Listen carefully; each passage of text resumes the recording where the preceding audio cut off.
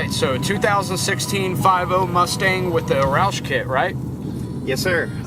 It's a little bit of an oddball because it's not exterior wise, it doesn't look like a Roush, but apparently there's some company, maybe a few of them, that take a factory Coyote, you know, GT model and then outfit it with the Roush charger and I guess the American Racing headers and a few other parts. And I guess he said he bought it brand new like that. So like I said, it's a little bit of an oddball. Definitely had the Roush Stage 1 operating system and tune on it. The car didn't run the car too poorly, but I see that there's a lot of meat on the bone. We're gonna make some pretty big gains on this car.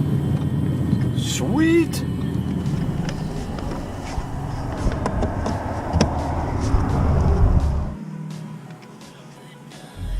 Initially, when you connect, especially on a new vehicle like this, the scanning software will pull the vehicle for the parameters that are possible, but it doesn't populate them all over here.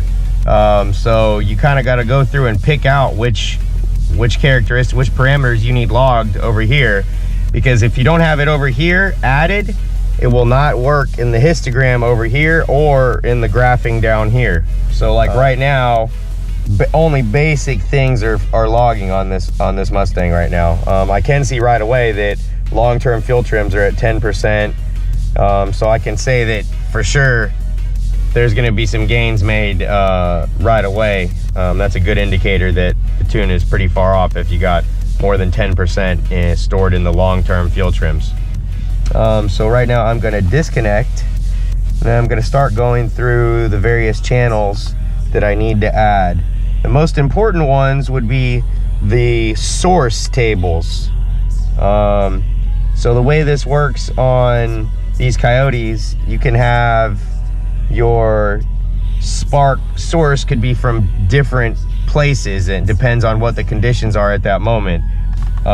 Fuel source, so depends on what the conditions are. So I'm adding fuel source, spark source, and torque source.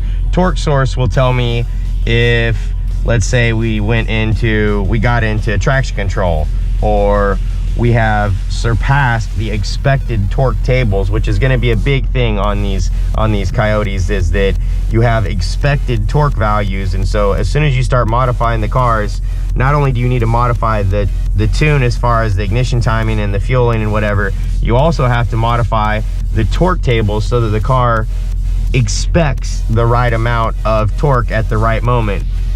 If you surpass the expected torque, then you'll start getting this timing retard that will bring the torque down to the levels that are in the torque table. Resolution control on this, there's like 26 mapped points that are available for use. So there's 26 different timing tables, and then each one of those timing tables can have additives or you know, modifiers to it based on what else is going on. So these get pretty complex to tune for sure. It takes having all of the things correctly logged. So I still got to add some features here and get these histograms working correctly before I can really make any good decisions about what kind of tuning changes it needs. So I'm just going to go through and keep adding various, so there's all those mapped points, and they all need added. That's pretty.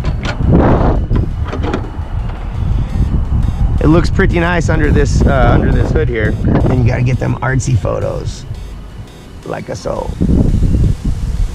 I love it. So still kind of feeling it out.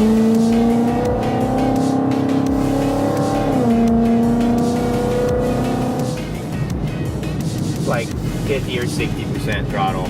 Yeah. Need to build to that wide open throttle. Need to make sure that everything is going in the correct direction before I just hammer it. Which we're definitely going to put this car on the dyno later, and we'll see some numbers out of it. But I can't emphasize enough how important it is to drive something on the street and get a feel for what the car is doing. There's a ton of things that can happen that you will not be able to feel on the dyno. I can feel right now that this is accelerating smoothly. Maybe that second gear shift seems like it could use some adjustment. I wouldn't have noticed that on the dyno. There was an odd shift right there as well. And it doesn't want to downshift as readily as it should.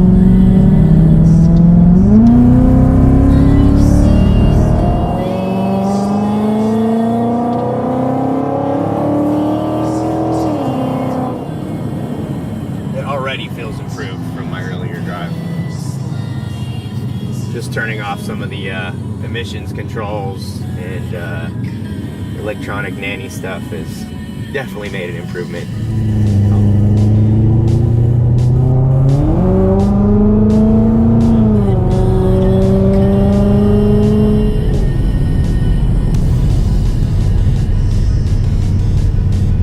Got to get to my little preferred stretch for an actual hit. I mean, shh, this is all computer created.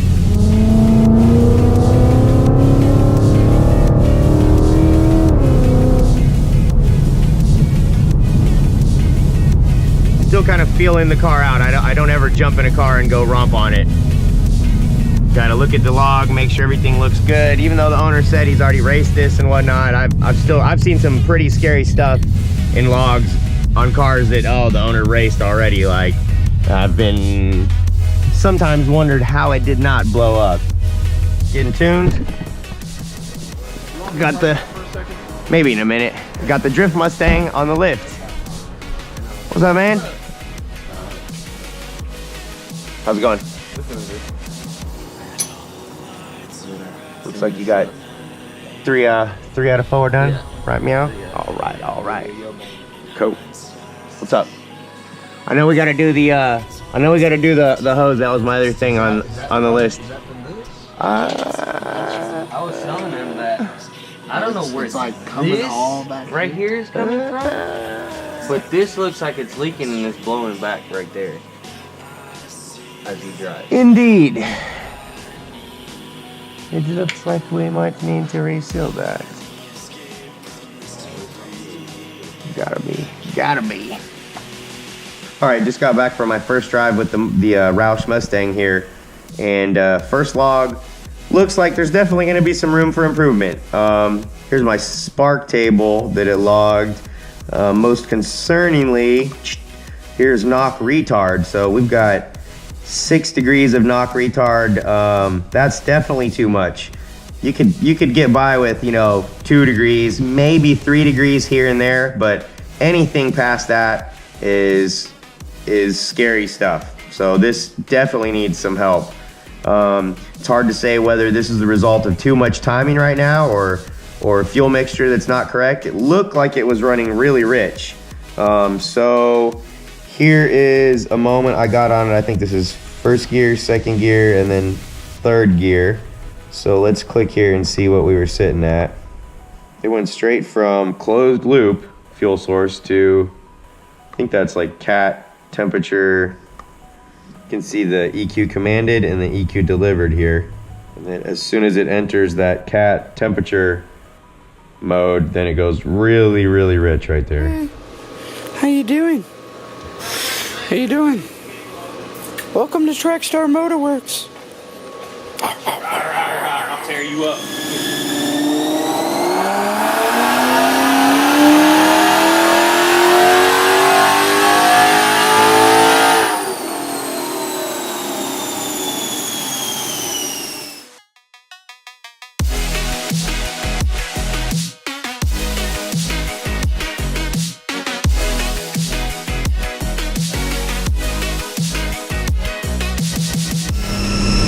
So we've just done our base pull. We got 552 and 558.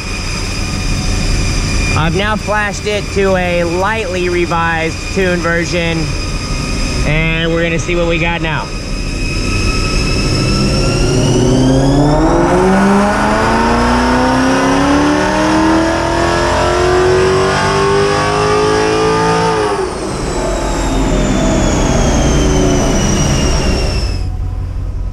Not as big of a jump as I thought, but a jump.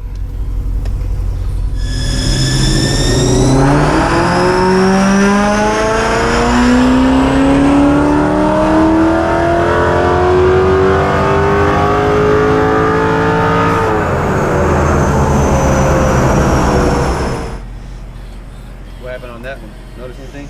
I mean, it might. I think. I mean, our final number is like somewhere between 590 to 600. It really heating up too after so many. I mean, that's definitely a thing. Yeah, especially on a supercharged car for sure. I think it did.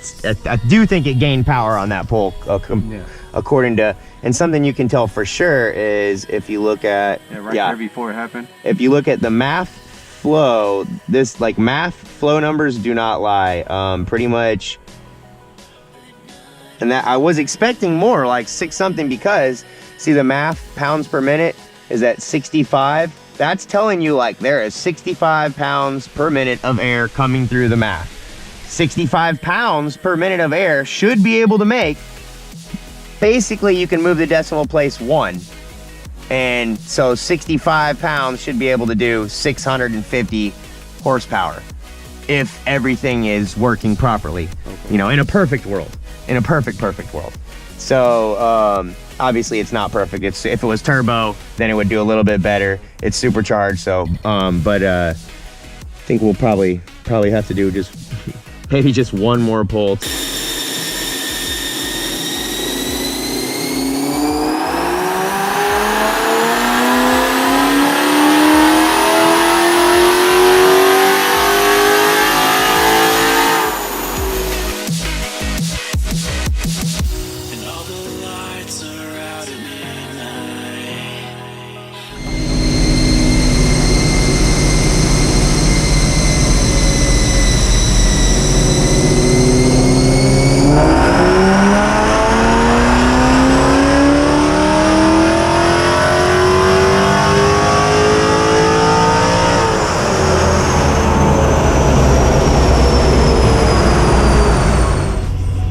Cool.